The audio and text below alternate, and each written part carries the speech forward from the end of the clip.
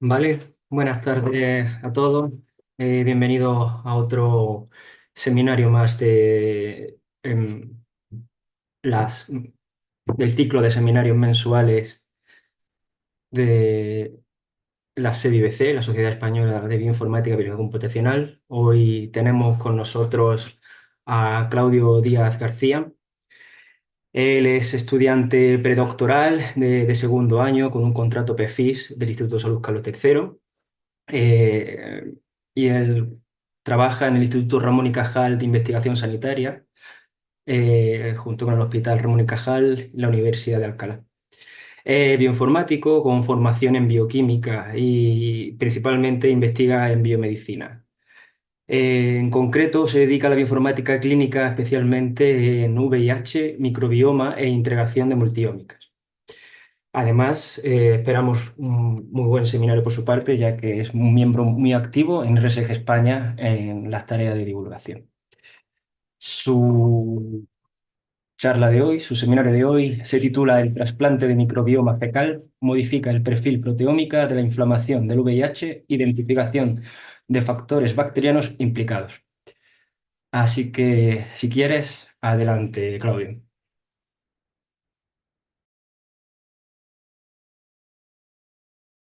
Estás silenciado, Claudio.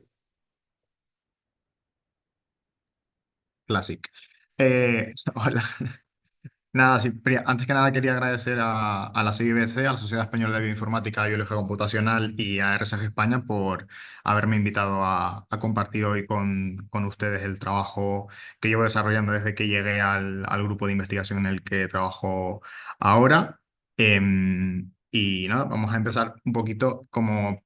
Entiendo que la audiencia puede ser bastante variada, que igual no están familiarizados con la investigación en biomedicina. Voy a hacer un poco de introducción al VIH y un par de pinceladas de temas que son importantes para entender el contexto de la investigación. Un poco de cifras primero para poner de relieve cuál es la situación del VIH en nuestro país, en España. Hoy en España hay aproximadamente ocho casos por cada 100.000 habitantes ahora mismo. El 86% de los pacientes que viven con VIH son hombres y la mediana de edad de estos pacientes es de 36 años. La vía de transmisión más frecuente es la que se da entre hombres que tienen sexo con hombres y sí que me gustaría resaltar que el 49% de los diagnósticos que se hacen en los hospitales de nuestro país se catalogan como diagnósticos tardíos. Como pueden ver en la imagen, es una proporción nada desdeñable de diagnósticos que no se realizan con la debida celeridad y quería aprovechar este altavoz para recordarles a todas las personas que tengan conductas sexuales de riesgo que el VIH no atiende a orientación sexual, género, raza, ni ningún tipo de condicionante y que hacerse la prueba de VIH es muy sencillo, en cualquier centro de salud se puede realizar y es muy importante para la progresión de la patología, hacer un diagnóstico lo más temprano posible para comenzar el tratamiento sin mayor demora, ya que esto también tiene repercusiones en las comorbilidades futuras que pueden padecer los pacientes que viven con VIH. Más en cuanto a la historia natural de la infección por VIH, en esta imagen pueden ver que un linfocito CD4 está siendo infectado, atacado por los virus que se ven en color amarillo y la carga viral cuando esto ocurre aumenta rápidamente cuando las personas no están en medicación, que se puede ver en la línea roja del gráfico. Esto sería la llamada fase aguda de la infección. Y una vez que se pasa esta primera fase, los linfocitos CD4 empiezan a caer progresivamente, debilitando así los mecanismos de defensa de las personas. Y finalmente, al cabo de una serie de años, si no se detecta la enfermedad, se puede llegar a la fase de SIDA, que sería aquella fase en la cual el sistema inmunológico de los pacientes está tan debilitado que no es capaz de luchar contra infecciones que se denominan oportunistas, que pueden ser desde procesos infecciosos muy comunes, pero que en estas personas que no tienen un sistema inmune robusto pueden suponer el fallecimiento de los pacientes. Afortunadamente, hoy en día contamos con el tratamiento antirretroviral, que una vez se inicia hace disminuir muy rápidamente la carga viral en sangre de estos pacientes. Pueden ver el descenso acusado en la línea roja del gráfico. Y además se favorece también la recuperación de los linfocitos CD4, tanto en el torrente sanguíneo como en las mucosas del cuerpo. Además, la infección por VIH, igual no lo saben, pero también se considera una patología inflamatoria. Y esto tiene que ver con varios factores. Uno de ellos es la reactivación de virus endógenos en el cuerpo, como pueden ser el citomegalovirus, la translocación microbiana, ya que después de la infección por VIH se producen una serie de cambios en la fisiología de las mucosas que debilita la barrera entre el intestino y el torrente sanguíneo, de manera que diferentes factores microbianos pueden traspasar esta barrera y provocar activación del sistema inmunológico, y también la propia replicación persistente del VIH, que puede ser muy baja en casos de que los pacientes estén en tratamiento antirretroviral, pero puede tener un nivel mínimo muy bajito que también hace que haya activación del sistema inmune por esta causa. Esta activación crónica y persistente del sistema inmunológico provoca un agotamiento progresivo de las defensas de nuestro cuerpo y también una senescencia celular precoz que puede también llevar a una inmunodeficiencia progresiva y no se ve la imagen, creo. Bueno, da igual. Esta era una imagen simplemente para ahondar un poco en el tema del debilitamiento de la mucosa intestinal y cómo diferentes vías de señalización se activan cuando esta translocación microbiana se produce. Pero voy a pasar ya que creo que no se ve en la pantalla como se debería ver. Y me voy a pasar a hablar de que la microbiota también influye en la en la infección por VIH, perdón, fundamentalmente por los tres factores que acabo de comentar, pero también esto se traslada en un aumento del riesgo de sufrir eventos no SIDA, como pueden ser, bueno, en primer lugar, mortalidad por cualquier causa, también accidentes cerebrovasculares e infartos, también neoplasias no SIDA. Es decir, hoy en día tenemos la suerte de que las personas que viven con VIH envejecen porque los tratamientos son de muy buena calidad y les permite tener una calidad de vida y una longevidad comparable con la de las personas que no viven con VIH, pero sí que es verdad que estamos detectando hoy que podemos estudiar estas cohortes, eh, una mayor prevalencia de este tipo de eventos, y es una fuente de investigación en la que estamos centrados hoy en día muchos grupos en este campo. Eh, no está muy claro si el microbioma, de hecho, es una diana terapéutica plausible en las personas que viven con VIH, porque lo que nos gustaría es que, interviniendo sobre esta microbiota, pudiéramos disminuir esta activación persistente del sistema inmune y así disminuir la inflamación crónica que padecen nuestros pacientes con VIH. De hecho, se han hecho varios estudios, tanto en nuestro grupo como en otros grupos, que han visto que esta intervención es muy, muy complicada. Por ejemplo, se han probado diferentes estrategias, como por ejemplo el uso de simbióticos y el uso de otras moléculas que favorecen una microbiota saludable en las personas que viven con VIH, como pueden ser los ácidos grasos omega 3 y 6, y también diferentes cócteles de aminoácidos. Y se vio en esta publicación que no hubo diferencias en los niveles inflamatorios medidos a través de diversas citoquinas en el grupo placebo comparado con el grupo que recibió esta intervención.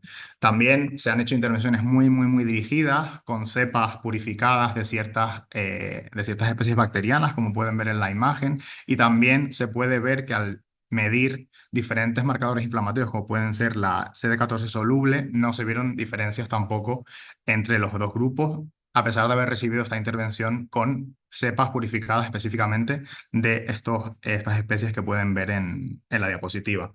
Y finalmente también se han hecho otras mezclas de intervenciones, en estos casos proveyendo tanto de una serie de bacterias purificadas del género lactobacillales y además prebióticos que se supone que deberían favorecer su implantación en el sistema gastrointestinal y mejorar la inflamación de los pacientes, pero en este caso ni medido por activación celular de las células CD4-CD8, ni tampoco, de nuevo, midiendo el marcador de inflamación casi clásica CD14 soluble, se vieron diferencias entre los grupos que recibieron el placebo, el probiótico, que sería simplemente la mezcla de estas moléculas que favorecen la implantación de las bacterias en el sistema gastrointestinal, ni en el caso del simbiótico, que sea la mezcla, por un lado, de estas bacterias vivas con el cóctel de prebióticos, perdón, que deberían favorecer su implantación. Nosotros, en este contexto, bueno, nosotros, mi grupo, tuvo hace unos años ya una idea que es realizar una intervención bastante drástica de la microbiota de las personas que viven con VIH, que se denomina trasplante de microbiota fecal.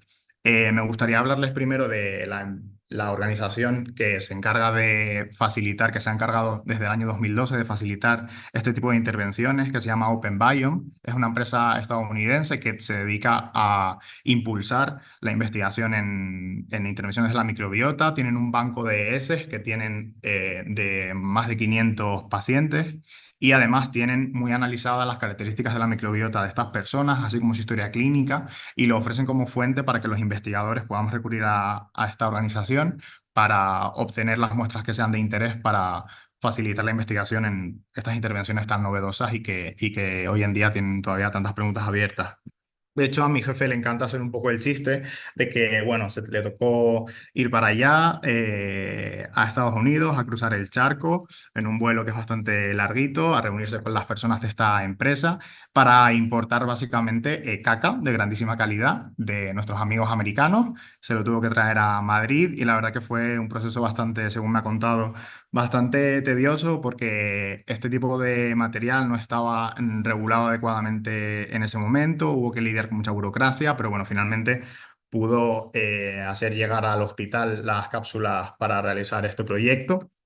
Y me gustaría contarles un poco la selección de los donantes, que es un paso bastante crítico en este tipo de intervenciones. En nuestro caso, seleccionamos a 3 donantes diferentes y lo que se planteó, una vez tienes tú el banco de heces de más de 500 pacientes, tienes que mirar características tanto sobre todo de la microbiota de estos pacientes, pero también de los donantes, perdón, pero también ver un poco las características clínicas de los donantes que han reclutado en Open Biome. Entonces, por ejemplo, tendríamos que ver si...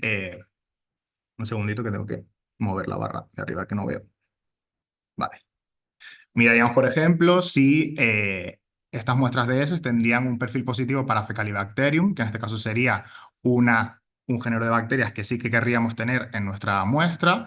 Tendríamos que mirar si no tiene Prevotella, que sería una familia de bacterias que no nos interesaría tener en nuestras heces, ya que los pacientes que viven con VIH tienen una sobreabundancia de este tipo de bacterias. Y también nos interesa mucho que tuvieran enriquecimiento en bacterias productoras de butirato, ya que esto es un ácido graso de cadena corta que favorece el mantenimiento de la barrera intestinal y en general es bueno para la microbiota de nuestro cuerpo.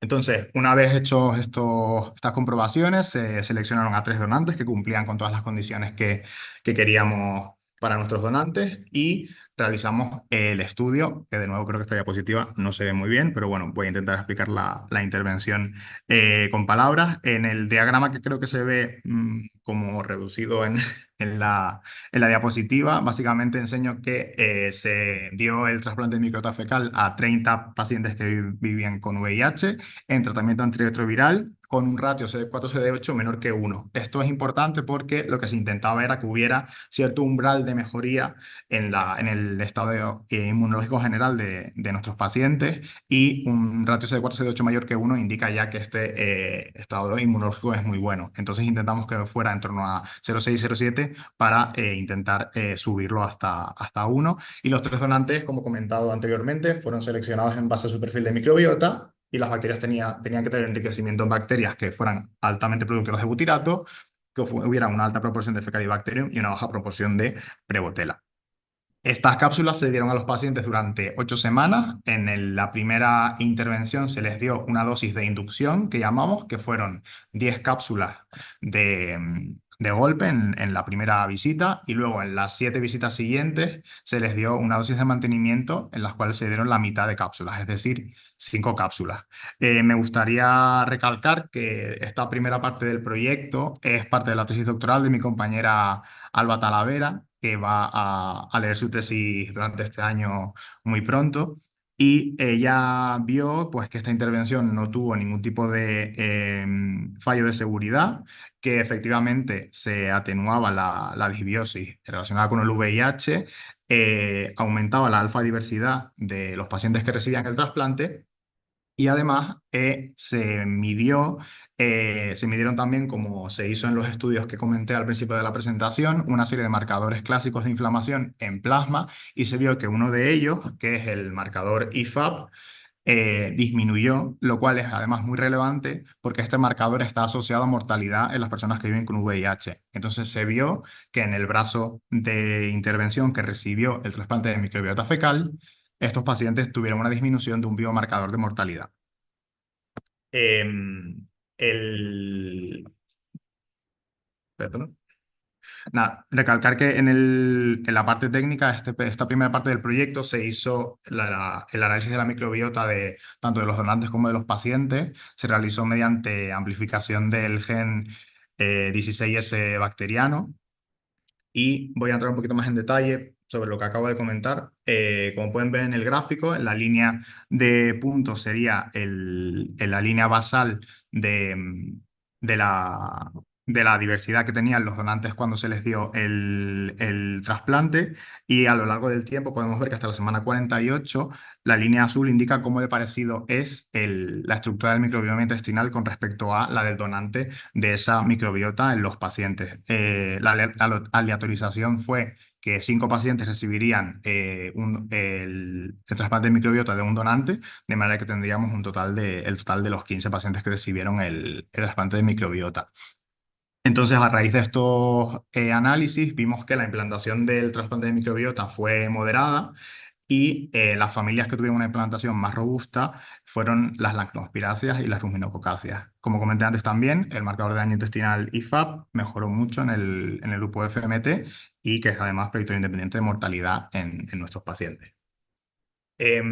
Como este seminario está organizado por el Grupo de Estudiantes de Bioinformática de España, he metido también ahí alguna diapositiva más de docente. Y nada, quería comentar que si bien este no fue el pipeline que utilizamos para realizar esos análisis en nuestro grupo, hoy en día tenemos la suerte de que la hay una organización de bioinformáticos a nivel global que se llama NFCore, que está intentando estandarizar los pipelines de bioinformática para las tareas que ya tienen bastante tradición en nuestro campo. Y en el caso del análisis de datos de secuenciación de ARN ribosómico 16S, tenemos un pipeline que se llama AmpliSec, que ya va por la versión 2.9. Y es una maravilla, es decir, lo estamos usando actualmente en varios de nuestros proyectos y no solo se puede utilizar para el análisis de datos de secuenciación de genomas bacterianos, sino que también se puede utilizar para el análisis de microbiota fúngica.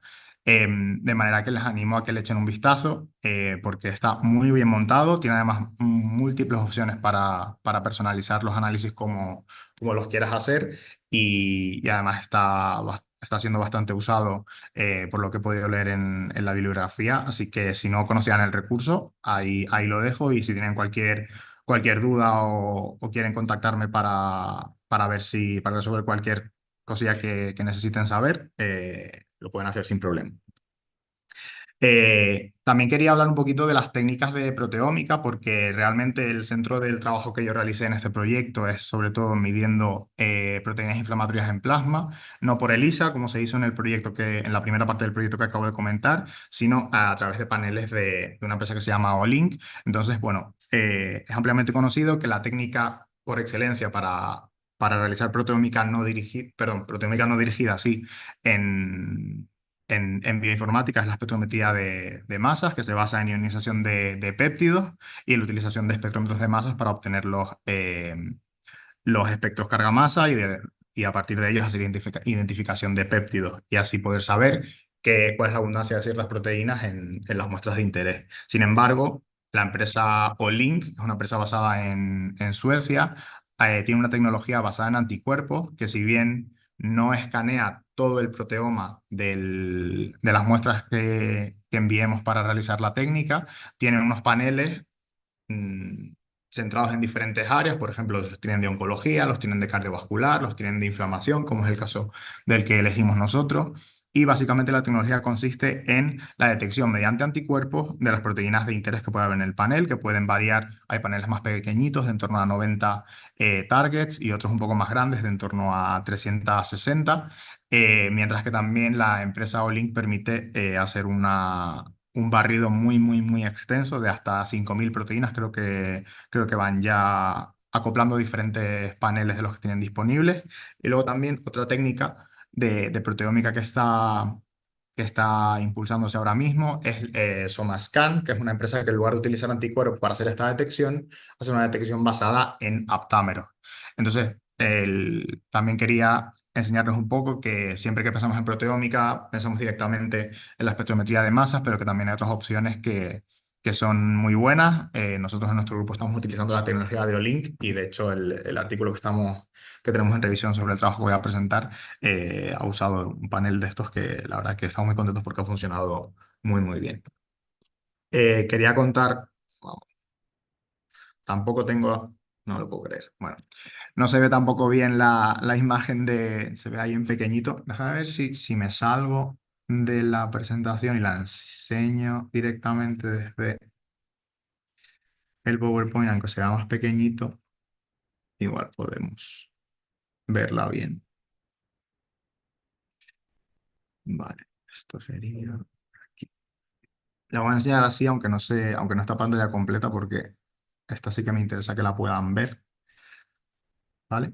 Entonces, como les comentaba, la plataforma de proteómica de Olink es una nueva herramienta para análisis de cuantificación de proteínas. Como pueden ver aquí a la izquierda, las muestras que se envían, que se suelen enviar en bloques de 96 muestras, se someten a diferentes pasos de dilución dependiendo de lo que ellos ya han estudiado en sus ensayos de validación, que tiene que ver con la concentración de las proteínas. O no vamos a hacer el mismo ensayo en una proteína que es muy, muy, muy abundante en la muestra que vayamos a mandar, de manera que se pueden hacer diferentes diluciones dependiendo de las concentraciones estándar que tiene esa proteína en la muestra que vamos a enviar. Luego también se puede personalizar los targets que se van a detectar. Tienen paneles de cardiovascular, de inflamación, de neurología, de oncología y demás. Y como pueden ver aquí, el método está basado en un inmunensayo basado en anticuerpos, que luego se utilizan los paneles que tienen en torno a 360 proteínas de detección. Se hace la lectura por secuenciación masiva y se utilizan los targets que tienen 96, en torno a 96 proteínas, se hace la lectura por qPCR. La cifra que está aquí de que se pueden medir hasta 1.500 proteínas está un poco desactualizada, ya que hoy en día la empresa está invirtiendo mucho en mejorar sus paneles y podemos hoy en día medir hasta 5.000 con esta tecnología. Entonces, bueno, las muestras una vez se procesan, se les incluye unas sondas para cada uno de los paneles que vayamos a hacer y una vez se haya hecho, los amplicones se colocan en una placa, se combinan con índices únicos para saber a qué muestra corresponde cada medida y las librerías se purifican, se hace un control de calidad bastante estricto por parte de la empresa y las lecturas que resultan, la verdad que son muy, muy, muy grandes. Y sí que me gustaría recalcar también que en este caso el valor de expresión de proteína que obtenemos no es proteína cuantificada de forma absoluta, sino que es una medida de expresión relativa que tiene un cálculo por parte de la empresa basado en diferentes umbrales que ellos han medido en sus experimentos de validación y esto hace que podamos comparar los valores que obtenemos dentro de una misma proteína, pero no podemos comparar las proteínas entre sí. ¿Qué significa esto? Que si nosotros tenemos una proteína que tenemos un valor de NPX, que sería la unidad de expresión de proteína en este caso, de 0,1, si tenemos otra proteína en la que también tenemos un valor de 0,1, no podríamos decir que la expresión de proteína es igual, ¿vale? Esto es una limitación del ensayo, de manera que si quisiéramos ir al nivel de cuantificación absoluta de las proteínas de interés, según veamos diferencias en nuestros grupos, habría que o bien hacer un ensayo por ELISA, o bien también esta empresa proporciona otro tipo de paneles en los que sí que tienen puesto a punto la cuantificación absoluta de las proteínas. Vale, voy a volver a la pantalla completa a ver si esto no... Bueno, me voy a quedar aquí por si acaso, en verdad, y así me curo en salud de que me vuelva a pasar lo de que no se vean las cosas. Entonces, primero quería enseñar un heatmap en el cual podemos ver cómo ha variado la expresión de las... Después del control de calidad, porque luego nosotros cuando decimos los datos también hacemos un segundo control de calidad para asegurarnos de que nos quedamos con las proteínas que están adecuadamente medidas, que estaban presentes en un número de muestras mínimo y demás. Entonces vimos que los patrones de expresión de las en torno a 340 proteínas, que fueron el número final con el que nosotros nos quedamos, era bastante complejo.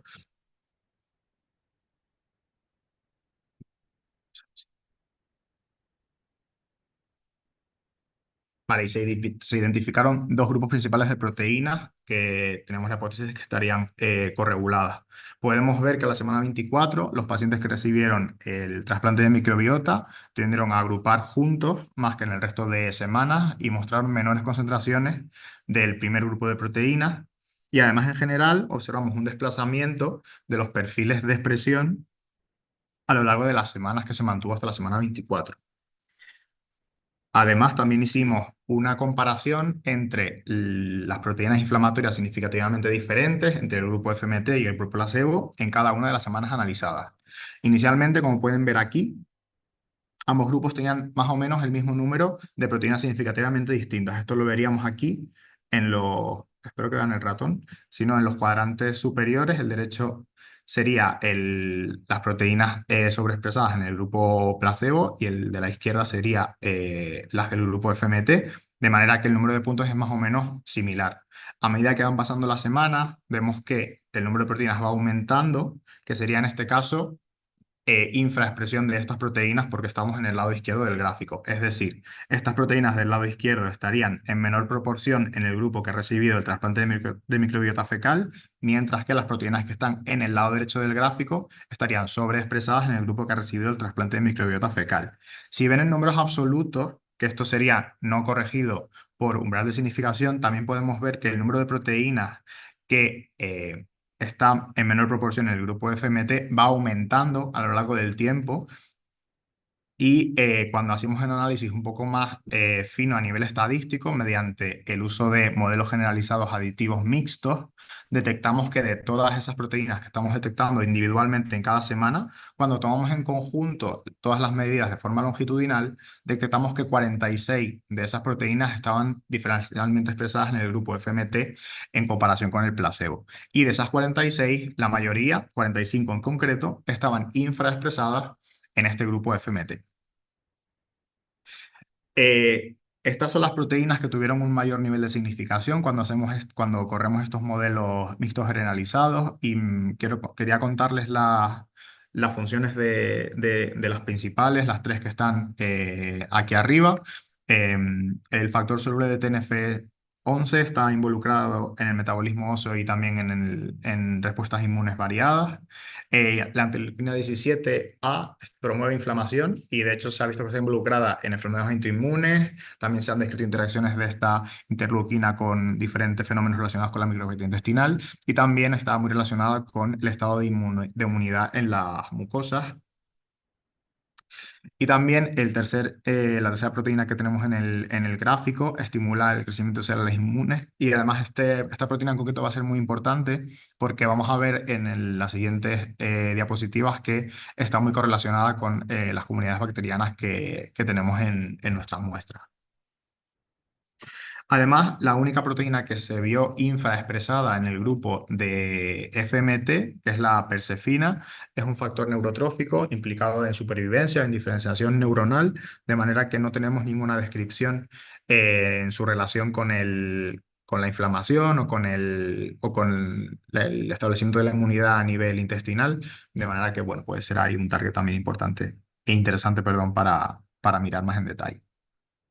Hicimos un análisis de las funciones en conjunto de estas 46 proteínas que sabemos que están diferencialmente expresadas en el grupo FMT y las funciones que obtuvimos a partir de un análisis en Metascape fueron bastante relacionadas las interacciones entre células del sistema inmunológico, mecanismos de señalización de también respuestas inflamatorias y de activación del sistema inmune. Y además también nos sorprendió ver que había algunas funciones que estaban más relacionadas con cáncer y también con fisiología del páncreas, si mal no recuerdo. De manera que esto nos da una pista de que la intervención que estamos haciendo de la microbiota también tiene efectos a nivel sistémico y que esto puede justificar o apoyar las diferencias que estamos viendo en la expresión de proteínas a nivel plasmático.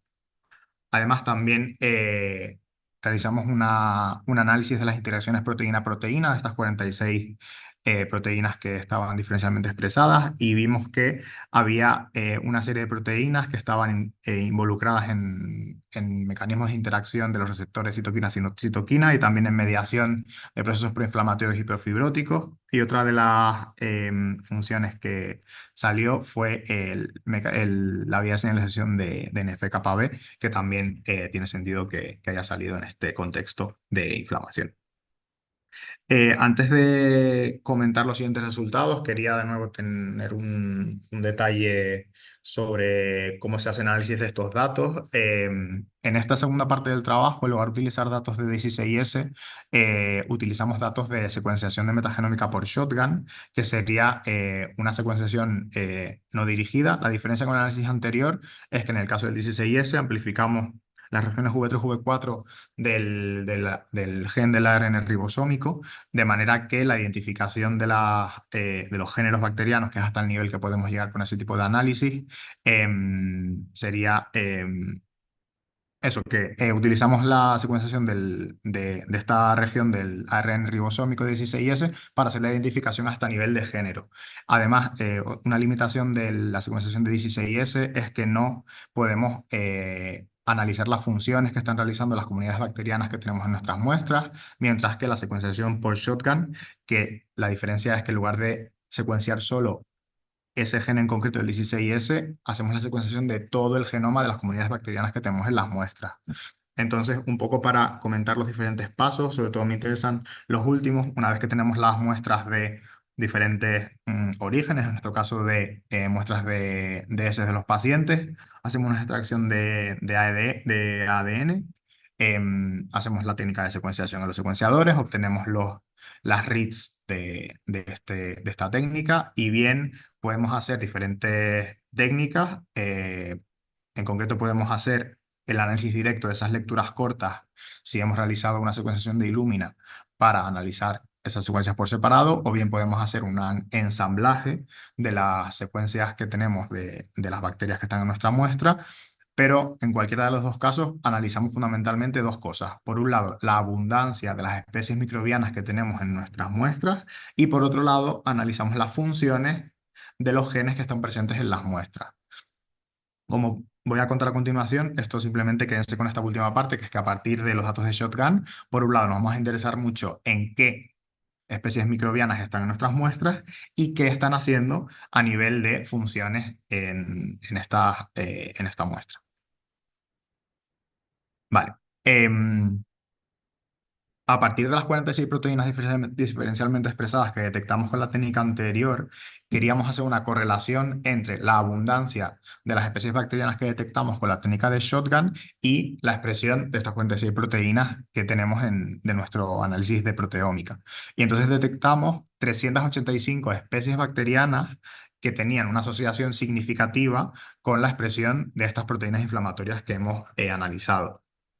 De hecho, las correlaciones más fuertes se vieron que en especies que pertenecían al filo Firmicutes, a las familias Ruminococcaceae, Succinivibraceae y Preboteláceas, así como especies en concreto del género Clostridium. El orden Clostridiales, de hecho, correlacionó muchas veces con al menos 15 proteínas inflamatorias, lo cual es un número bastante alto. Tengan en cuenta que teníamos 46 proteínas diferencialmente expresadas y que los números máximos de proteínas inflamatorias que conseguimos observar que correlacionaran con una especie bacteriana en concreto eran en torno a 20. Entonces 15 de 20, que sería el máximo, es un umbral bastante alto.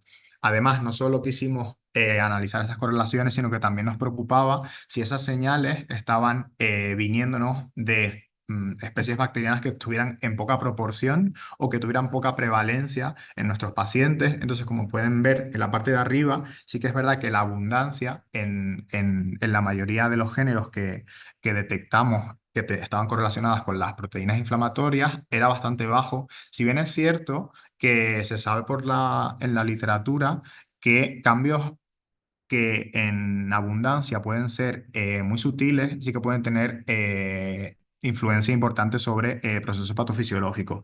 De manera que esto es un dato que nos ha gustado mostrar, pero que no nos preocupa que las abundancias sean pequeñas en la mayoría de los géneros.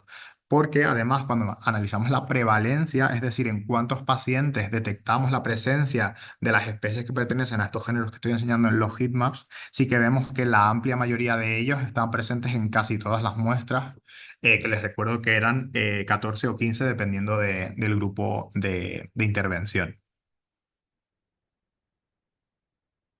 Además, construimos redes para poder observar eh, los centros que tenían mayor correlación con un número más grande de bacterias y de proteínas, y vemos que los cambios en las proteínas FLT3, bueno, ligando de FLT3, interleuquina 12B, interleuquina 17A, OSCAR y SIRPB1, correlacionaron con al menos 15 especies diferentes. Es decir, estas proteínas tenían correlaciones con la abundancia de al menos 15 especies diferentes de bacterias, por lo cual tiene sentido pensar que pueden tener un papel muy relevante en la explicación de esta disminución de la inflamación que queríamos conseguir con nuestra intervención.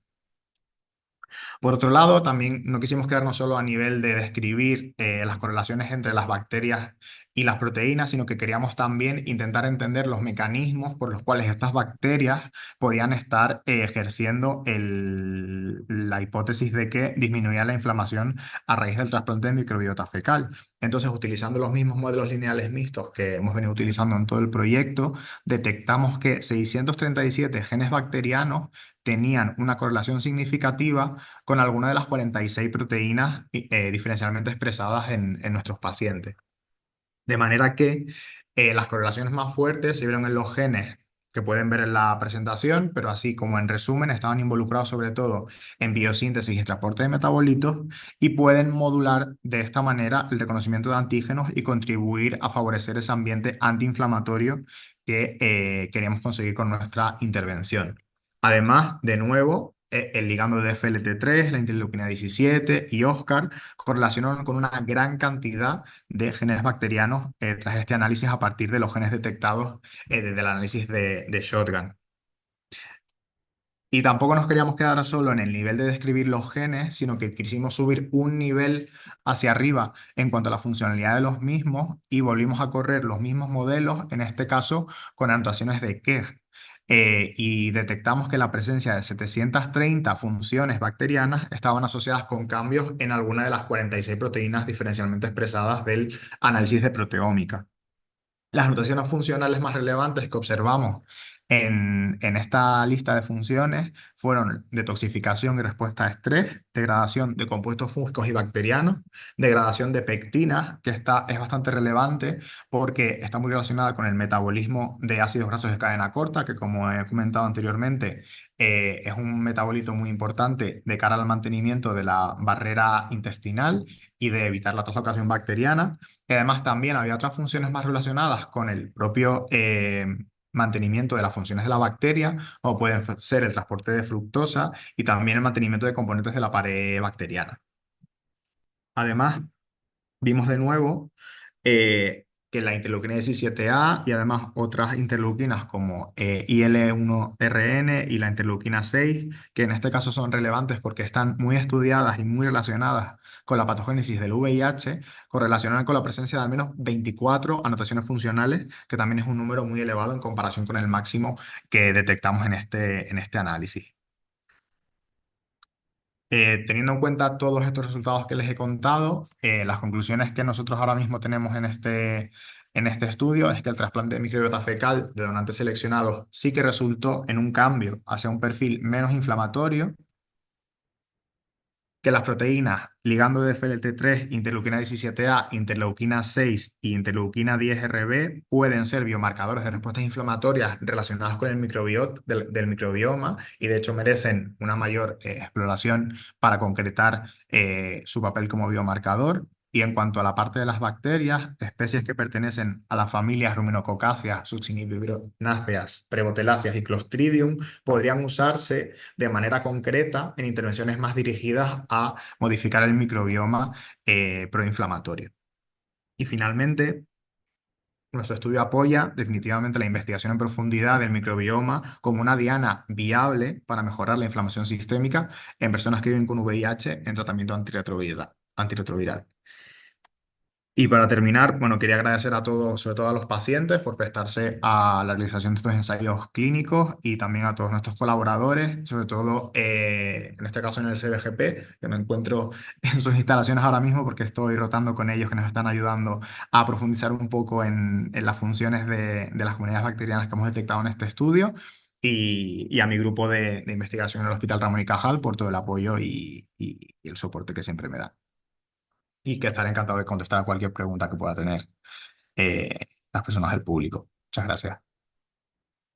Muchísimas gracias, Claudio. Un trabajazo muy bien dirigido a una solución concreta. Tal y como ha dicho Claudio, por favor, sin duda los que estéis conectados en Zoom podéis participar si queréis o simplemente mandar vuestras preguntas por el chat. Y los que nos están viendo desde YouTube podéis poner vuestras preguntas en el chat y se las comunicaré. Mientras lanzáis vuestras preguntas, voy a abrir yo la caja y bueno, voy a empezar preguntándote un poco en orden, ¿no? Desde el comienzo, que he ido tomando nota. Por ejemplo, una de las primeras dudas que me ha surgido, no, yo no trabajo mucho en este campo, ¿no? O sea, lo conozco y tal, pero bueno, me surgen dudas que a lo mejor más que dudas es una curiosidad. Y claro, habéis tendido a un recurso de Estados Unidos donde las muestras vienen de pacientes de Estados Unidos. Si bien es verdad que habéis hecho todo un control de calidad para aseguraros que qué tipo de bacterias sois las que vais a implantar en el paciente, ¿no? Vais a donar al paciente. Yo me pregunto si dentro de esta práctica el hecho de coger poblaciones microbianas de otros países, ¿no? Alejadas de nuestras tradiciones, nuestra alimentación, nuestra forma de vida en general, si puede existir algún tipo de efecto secundario, algún descontrol o ese control de calidad que hacéis desde el principio ya permite aseguraros que no suceda. El, Como comenté al principio de la presentación, la primera parte del trabajo que ya está publicada desde 2021, el objetivo principal, el endpoint primario del ensayo era la seguridad. Nos preocupaba mucho precisamente la cuestión que nos estás planteando, Adrián, y sí que es verdad que también el trasplante de microbiota fecal es una intervención bastante novedosa, de hecho no está autorizada para ningún otro uso que no sea la infección recurrente por Clostridium difficile. No tiene ninguna otra indicación ahora mismo y todos los usos que se están proveyendo es en el contexto de ensayos clínicos. De manera que, por un lado, nosotros en nuestro caso particular sí que vimos que la intervención es segura, es decir, que dar una microbiota con los controles que se realizaron por parte de Open Biome en su momento no ocasionaba ningún trastorno a los pacientes. Sí que es verdad que en algunos casos se dieron algún efecto secundario relacionado con alteraciones en la función gastrointestinal, en el sentido de ir muchas veces al baño, ese tipo de cosas, pero muy menores. De manera que estamos bastante seguros de que en este contexto en particular es una intervención segura y además también tenemos en marcha otros proyectos, por ejemplo. También queremos aplicar el trasplante de microbiota fecal en pacientes con inmunoterapia para ver si haciendo una intervención podemos aumentar la respuesta de los pacientes a su inmunoterapia y también uno de los primeros objetivos que siempre marcamos en nuestros proyectos es la seguridad y la tolerabilidad de la intervención y también te adelanto que en este caso no hubo ningún efecto adverso grave que hubiera requerido eliminar a algún paciente del estudio o incluso parar la intervención. Entonces, sí que es verdad que es una cosa novedosa, que hay que pulir un poco los controles que se hace a las muestras de los de los donantes antes de hacer la intervención, pero los datos que tenemos hasta el momento nos indican que es una intervención bastante segura. A pesar de que, como dices, que vengan de personas que tienen otra dieta, otro estilo de vida, que sin duda son factores que sabemos que afectan la composición de la microbiota, pero sabiendo de antemano qué bacterias están presentes, en qué proporción y demás, pues intentamos elegir un perfil que sea lo más adecuado posible para los objetivos del estudio y para la seguridad de los pacientes. Fenomenal. Muchas gracias, Claudio. Mm, ¿Alguien de Zoom quiere hacer una pregunta en directo? ¿Nadie? Vale. Continúo entonces por el chat, tampoco nos llega nada. Em, en cuanto a las tecnologías nuevas de medida de proteínas, has mencionado Olink, ¿no? Que bueno, que funciona con anticuerpos. Claro, yo lo poco que trabajo en proteómica siempre tiene la gran problemática de los missing values. No sé yo si en el caso de estas tecnologías, al tratarse de paneles ya controlados, sigue existiendo el problema de los missing values o eso cambia, es decir, se consigue revelar todo el panel con suficiente profundidad y si no hay una proteína no se debe a fallos técnicos o cómo funciona esa tecnología en cuanto a los missing values. Estás silenciado, Claudio. Sí. Tú eliges uno de los paneles que te ofrece la empresa. En nuestro caso era un panel de inflamación.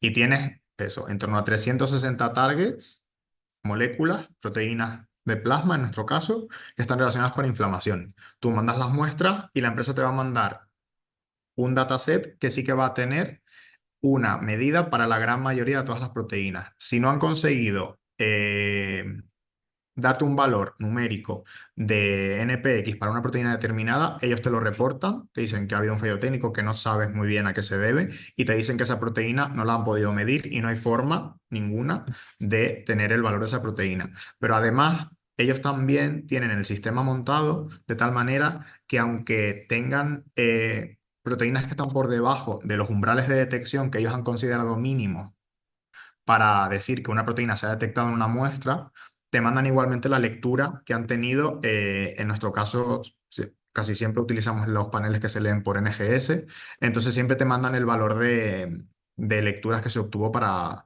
la proteína y te hacen la transformación del valor para que lo puedas tener en cuenta. Y de hecho fue una pregunta que yo me hice también al principio cuando empecé a trabajar con estos datos y me reuní con el equipo de estadística de Olink y me dijeron que había varias opciones, que si había muestras en las que no habías conseguido detectar bien un valor y querías no tenerlo en cuenta, podías o bien eliminarlo. Si tenías valores perdidos en una proporción bastante grande de tus muestras, significa que realmente esa proteína no está ahí y que no deberías considerar directamente esa proteína. Aunque tengas un 10% de muestras en las que sí las has detectado, lo más seguro es no tenerla en cuenta y de hecho el control de calidad que nosotros hacemos va en esa línea. Si la muestra, perdón, si la proteína no se ha detectado en el 50% de muestras como mínimo de los dos grupos de intervención en este caso, la hemos eliminado del estudio porque no podemos saber si se da un fallo técnico realmente a diferencias en la biología del estudio. Y además también te dicen que si tienes datos en algunas muestras muy concretas, que también se podrían utilizar técnicas de imputación de valores a partir de los valores del resto de las proteínas que se miden en el panel, porque como son muchas, puedes hacer una estimación bastante robusta a partir de los valores del resto de proteínas del panel. Nosotros no es una técnica que hayamos utilizado porque preferimos no imputar porque nos creemos, o sea, teniendo un abanico tan amplio de proteínas, tener que eliminar unas cuantas o sea, no nos daba incentivo para hacer una imputación y arriesgarnos a que esos valores no sean tan fiables. Entonces, también comentarte que el número de proteínas que tuvimos que reducir no fue muy grande. Ya te digo, el panel tiene creo que en torno a 360 y algo, y al final en este estudio conseguimos mantener los valores de 344 proteínas, que está genial. Claro, no, sí, con esa pérdida no se recomienda imputación, desde luego. Eh, vale, fenomenal. Continúo. ¿O alguien quiere hacer una pregunta?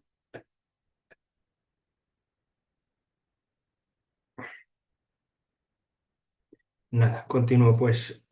Vale, no, nos has enseñado en una parte de la presentación, no Vulcano Plots, ¿vale? Donde comparaba, bueno, donde mostrabas que había una sobreexpresión e infraexpresión de ciertas proteínas, ¿no? ¿No? Del grupo FMT. Claro, yo me preguntaba, que en la siguiente diapositiva creo que la intento explicar, pero no he sabido yo diferenciarlo bien, y es que si siempre se ha observado, por ejemplo, que había ciertas proteínas sobreexpresadas con un fold change de hasta 2 o cercano a 2, mientras que las infraexpresadas no llegaban, siempre se quedaban en torno a fold change de 1.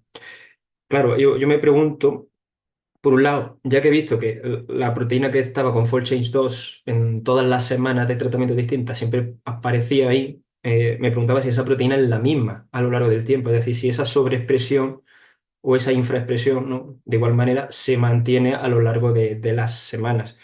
Y, y si, bueno, si esa sobreexpresión, mm, bueno, eso sí, está directamente relacionada con el trasplante, ¿verdad?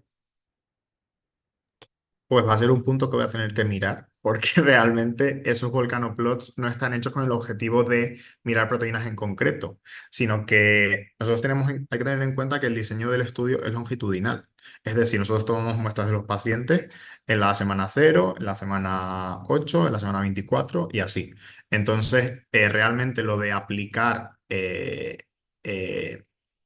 métodos estadísticos para analizar las diferencias semana por semana de forma aislada, simplemente queríamos ver que los números en general de las proteínas bajaban y que, aparte de bajar, bajaban en el grupo FMT para poder decir que efectivamente ha disminuido la expresión de proteínas inflamatorias en el grupo tratado.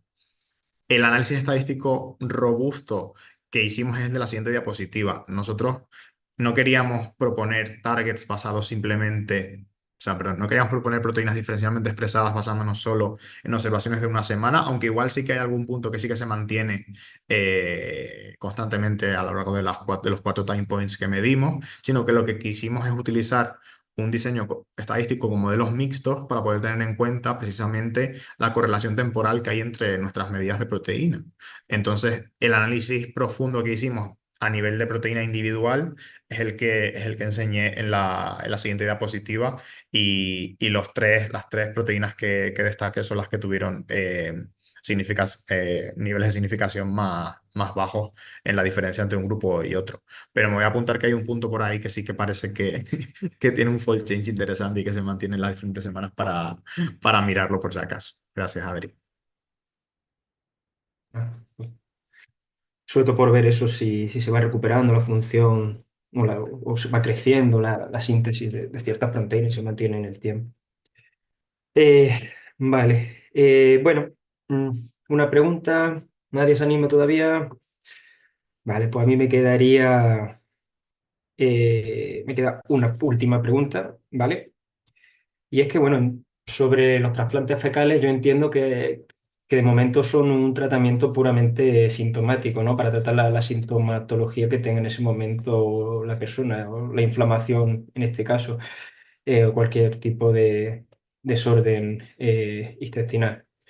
Entonces entiendo que requiere administrarse cada X tiempo, ¿no? Y aparte controlar la dieta y los hábitos del paciente, ¿no? ¿Cómo de extremo o cuánto tiene el paciente que controlarse esos hábitos y cada cuánto tiempo hay que recordar ese trasplante? Pues realmente en nuestro proyecto demostramos que el trasplante de microbiota es una intervención que se mantiene a lo largo del tiempo. A nivel de proteína, nosotros solo medimos hasta la semana 24, pero en el trabajo previo sí que se midió hasta semana 48 la abundancia de, de los diferentes géneros bacterianos que comenté y veíamos una persistencia del trasplante hasta 48 semanas después de haber empezado el trasplante sin ningún tipo de recuerdo a partir de la semana 8. Entonces es un año de tiempo. Entonces se mantiene bastante. Sí que es verdad que en este caso no recogimos datos de dieta, no los incluimos en los análisis. En la segunda parte del proyecto tampoco, pero sí que es verdad que sabemos que el estilo de vida, por un lado, y la nutrición de forma muy importante, afecta a la diversidad del microbiota, de la microbiota intestinal y todo esto al final puede poner en riesgo el éxito o no de este tipo de intervenciones. En nuestro grupo, cuando estamos haciendo proyectos a partir de ahora, sí que intentamos siempre hacer encuestas de dieta de 3 días y también intentan hacer estimaciones de diferentes nutrientes a nivel molecular que se pueden extraer a partir del uso de, bueno, diferentes calculadoras. Tenemos una compañía nutricionista en nuestro grupo que es experta en ese tema y espero que en el futuro podamos tener esta variable en cuenta porque sí que es verdad que, que si mueves una de las variables, pero luego tienes otras que también influyen mucho en el éxito o no del trasplante y en su mantenimiento a lo largo del tiempo, pues tiene que ser algo que estudiemos seriamente y podamos también decir algo sobre esa variable en el, en el éxito del trasplante al final. Entiendo entonces que más o menos el trasplante ya de por sí restaura y consigue estabilizar cualquier descontrol que tuvieran estos pacientes en su momento. Sí, además también en nuestro caso no era una cosa que se hubiera previsto en el ensayo, pero sí que es verdad que tuvimos algunos pacientes que tuvieron curso de antibióticos con antelación a empezar el trasplante de microbiota y sí que se vio que la implantación de las comunidades bacterianas en esos pacientes fue especialmente buena y de hecho en el proyecto que mencioné antes del uso de trasplante de microbiota para favorecer las respuestas a inmunoterapia, sí que el principio del ensayo tiene un acondicionamiento con una terapia de antibióticos para un poco eliminar la microbiota endógena de los pacientes y poder restaurarla completamente con la microbiota del donante del trasplante de microbiota. Ese trabajo todavía estamos en ello. Tenemos el último paciente, creo que lo tendremos a finales de julio, de manera que igual de aquí al año que viene puedo venir a contarles qué tal sale en otro contexto en oncología, a ver qué tal funcionan estas intervenciones. Fenomenal.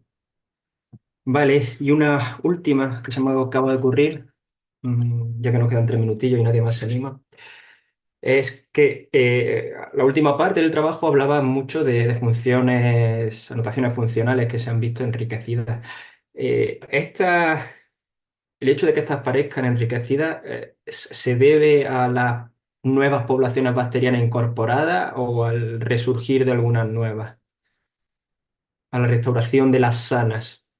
Sí, pues realmente es un trabajo bastante más complejo de lo que puede parecer asignar funciones a comunidades bacterianas y ahora mismo estamos por un lado explorando simplemente las funciones a nivel general, pero sí que es verdad que una pregunta que nos interesa mucho es intentar poder asociar las funciones a las especies o al menos a algún nivel taxonómico superior de las bacterias que son responsables de esas funciones para poder un poco cerrar el círculo de poder decir, vale, estas proteínas están favoreciendo estas funciones bacterianas en el intestino y están regulando a nivel plasmático la expresión de estas proteínas inflamatorias que estamos detectando en el estudio. Y ya te digo que es un trabajo que estoy ahora mismo desarrollando aquí en el CBGP con el laboratorio de Jaime Huerta. Y bueno, espero poder contestarte mejor a esa pregunta un poco más adelante. Además, estamos muy ilusionados porque además tenemos una serie de familias de genes que son noveles, que no tienen descripción de función y que estamos detectando también que correlacionan muy bien con las proteínas inflamatorias de nuestro estudio. Y bueno, esperamos poder tener noticias prontito de qué hacen esas funciones, qué bacterias son las que están ejerciendo esas funciones hasta donde podamos llegar con las limitaciones que tienen las tecnologías de secuenciación masiva a nivel de metagenómica y un poco poder dar un poco de luz a con los mecanismos por los que funciona el trasplante en el contexto de inflamación. Fenomenal, fenomenal, Claudio. Pues muchas gracias. Esto ha sido el seminario 16 de la SEBIBC. Gracias a todos por haberos conectado y nada, nos vemos próximamente o por Andalucía, en las Javi, o nos vemos en el simposio, bueno, el simposio de RSG para los estudiantes en Valencia o ya en el Congreso General, todos los demás. Así que muchas gracias, Claudio. Gracias a todos, Irene, Sara, todos los que estáis por detrás haciendo esto posible y por supuesto a la SEIBC. Adiós. Hasta luego, gracias.